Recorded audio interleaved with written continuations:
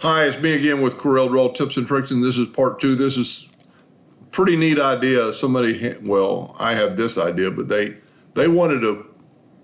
mentioned they wanted to make a catalog of different fonts in script. So I picked some scripts, and I've got, one way you can always count stuff, right? You got 11. You don't have to count them. You could do this.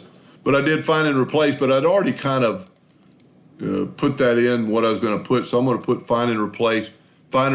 So we're going to find text, which is this is. And like I said in the first video, if you would save this file, then you could put whatever you wanted.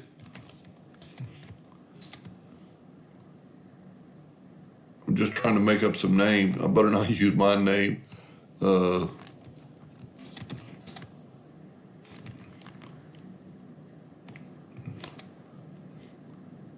Maybe even save the date.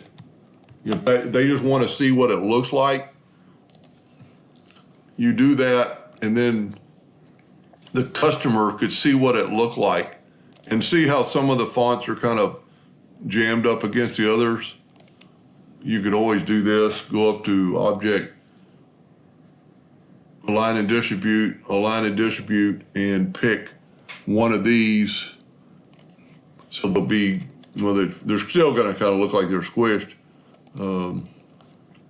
But you could very easily move one of them up out of the way, hit L to put them all to the left, and then do this, and it would separate them a little bit. And then you could send this to the customer to see which one they like.